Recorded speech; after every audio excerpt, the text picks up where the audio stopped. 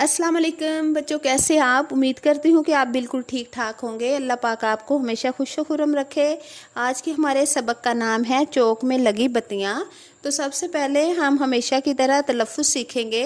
पहला है चौक, सुरख, सबज़, पाबंदी और हादसों। हाँ जी, तो अब आइए रीडिंग करते हैं। वसीम मामू जान के साथ मोटरसाइकिल पर घर जा रहा था। मामू जान चौक में पहुंचे तो उन्होंने मोटरसाइकिल अचानक रोक दी। वसीम ने पूछा, मामू जान आपने मोटरसाइकिल क्यों रोक दी।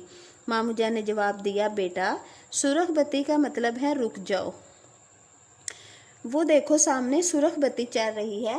वसीम बत्तियों की तरफ देखने लगा। थोड़ी देर के बाद पीली बत्ती रोशन हो गई। मामू जान ने बताया, पीली बत्ती का मतलब है चलने के लिए तैयार हो जाओ। पीली बत्ती का मतलब है चलने के लिए तैयार हो जाओ और सुरख बत्ती का मतलब है कि रुक जाओ। पीली बत्ती के बाद सबज बत्ती चलने लगी। मामू जान ने कहा, सबज बत्ती का मतलब है चल पड़ो। ये बताकर उन्होंने मोटरसाइकिल चला दी। घर पहुंचकर मामू जान ने बताया, ये बत्तियां ट्रैफिक के इशारे हैं। हम इन इशारों की पाबंदी करते हैं और इस तरह हादसों से बच जाते हैं। हाँ जी, इस सबक में हमने ये सीखा है कि चौराहों पर इशारे लगे होते हैं। हमें इन इशारों के मुताबिक आगे चलना चाहिए ताकि हम ट्रैफिक हादसात से बच सकें। तो आप देखेंगे कि अक्सर जहाँ पे ये लगी होती है बत्तियाँ तो सबसे सुर्ख होती है ऊपर, फिर येलो होती है और फिर ग्रीन होती है। तो जो सुर्ख बत्ती होती है उसका मतलब होता है कि रुक जाओ। जब सुर्ख बत्ती जले तो इसका मतलब है रुक जाओ। और जब पीली बत्ती चलती है तो क्या मतलब होता है कि इसका मतलब होता है कि चलने के लिए तैयार हो जाओ। और जब ये नीचे वाली सब्ज बत्ती जलेगी तो इसका मतलब होगा कि चल पड़ो। ठीक है, तो ये जहाँ भी आप देखें तो आपने बत्ती को देखना है कि कौन सी बत्ती जल रही है और आपको ये याद होना चाहिए कि इसका क्या मतलब है। इसके मुताबिक चलना है, रुकना है या चलने के लिए तैयार होना है। ठहरे और बताएं, मामू जान ने मोटरसाइकिल क्यों रोक दी। क्योंकि पीली बत्ती जल रही थी, क्योंकि सुरख बत्ती जल रही थी। और सुरख बत्ती का मतलब है कि रुक जाओ। आगे हमारी मशक है। दिए हुए अल्फाज के मानी लिखे। सबसे पहले है चौक, वो जगह जहाँ से चार रास्ते निकलते हैं। चौक उस जगह को बोलते हैं कि जहाँ से चार सड़कें निकलती है। तो जो दरमियान में जगह आती है उसको क्या कहते हैं, चौक। पाबंदी करना, फरमाबरदारी करना, मानना या अतात करना।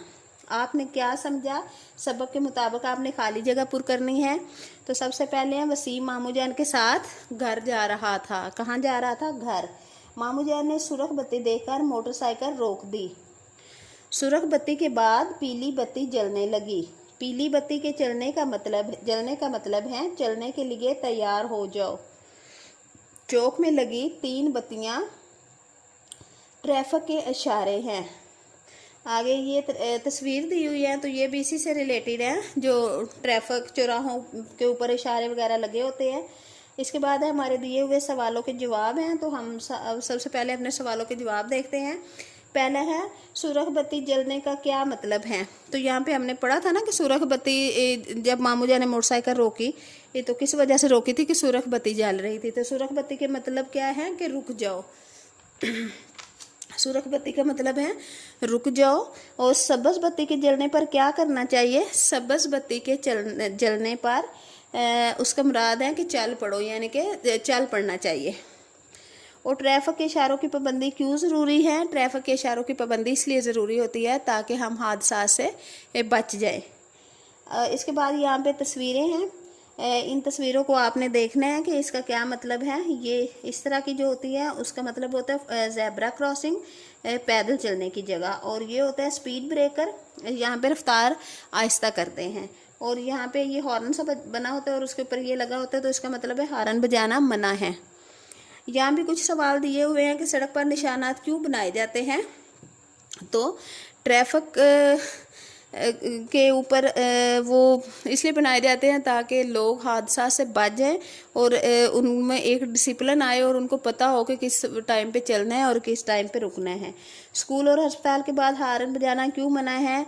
स्कूलों में बच्चे पढ़ रहे होते हैं और हॉस्पिटल में 100 तरह के मरीज होते हैं जिनके लिए शोर जो है वो मुनासिब नहीं होता, तो इसलिए उन जगहों पे हारन बजाना मना होता है। और वहाँ उन्होंने ये बड़ा बड़ा सा ये लगाए होते हैं ताकि ट्रैफिक कवानीन में ये भी ज़रूरी है ताकि वहाँ से गुजरने वाले लोग इस बात को जानें कि इसका क्या मतलब है और वो वहाँ पे हारन ना बजाएं।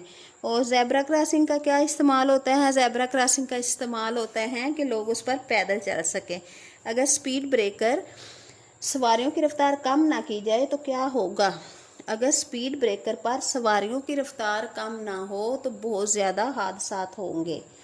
यहाँ पे देखें, लफ्ज़ों का खेल है, इशारे की मदद से हरूफ लिखने और अल्फाज मुकम्मल करने हैं। यहाँ पे कुछ लफ्ज़ उन्होंने दिए और कुछ को छोड़ दिए हैं, तो यहाँ उन्होंने साथ एक हिंट दी है कि ये जो लफ्ज़ बनेगा वो किसके लिए है, यानी कि पहला जो है वो लिखने के काम आता है।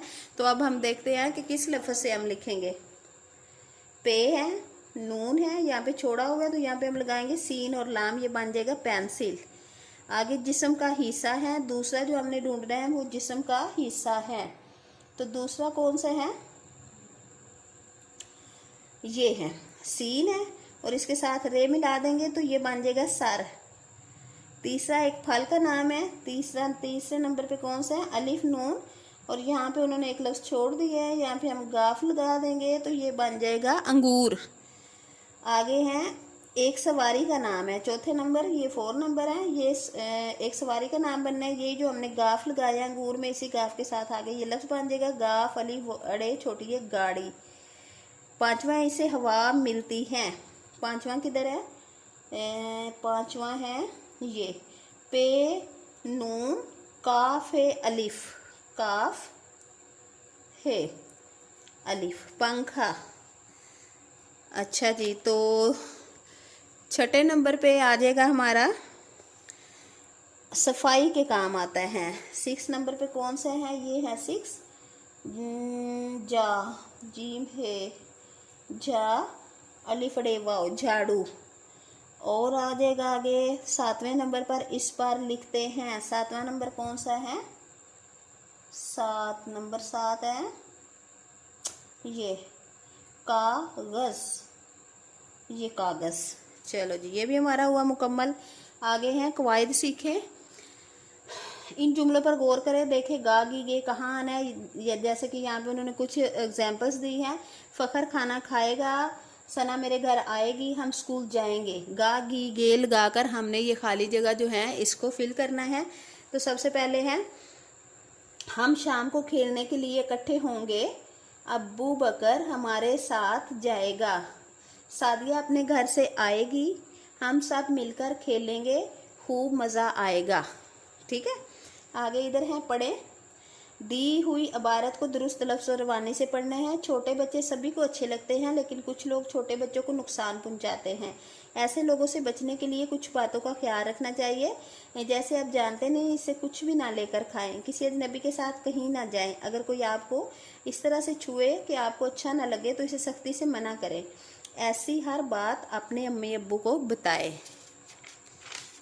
और आगे यहाँ पे दी हुई तस्वीर को गौर से देखें, चंद जुमले लिखकर बताएं कि यह हादसा कैसे हुआ। तो यहाँ पे आप अपने हिसाब के भी मतलब एक स्टोरी सी बनानी है वो खुद बना सकते हैं, लेकिन मेरे हिसाब के मुताबिक ये है कि सड़क पर गाड़ी आ रही थी, फिर अचानक सामने से एक बाइक वाला आया। वो इतनी तेज़ रफ्तारी में था कि उसे कुछ समझ ही नहीं आई और उसने आते ही मोटरसाइकिल में टक्कर मार दी, जिसकी वजह से हादसा पेश आ गया। या गाड़ी स्पीड में थी, इस तरह से आप इसकी एक वजाहत कर सकते हैं। ठीक है, आपने इसको अच्छी तरह याद करना है, डिक की प्रैक्टिस करनी है और सवालों के जवाब भी कोशिश किया करें कि जो आप कहानी पढ़ते हैं तो फिर उसको इतने अच्छे तरीके से और ज़हन में बिठाकर पढ़ा करें कि जो सवाल होते हैं, क्योंकि वो सवाल जो है वो कहानी से रिलेटेड होते हैं, तो आप खुद ब खुद उसका जवाब देने के काबिल हो जाएं। ना कि रट्टा लगाकर उसके जवाब याद किए जाए, बल्कि जब आप कहानी पढ़ें आगे सवाल आए तो आपको खुद ही फ़ौरन पता चल जाए कि ये किस कहानी ये में मतलब किस सवाल का जवाब है। ठीक है, उम्मीद करती हूँ कि आप ऐसा ही करेंगे। तो सबसे आखिर में मेरी एक ही रिक्वेस्ट है कि अगर आप चैनल पे नए हैं तो प्लीज़ मेरे चैनल को सब्सक्राइब करें, शेयर किया करें, ताकि मैं आपके लिए और अच्छी अच्छी वीडियो बनाऊं। तो कल तक के लिए मुझे दीजिए इजाज़त। अल्लाह हाफिज़।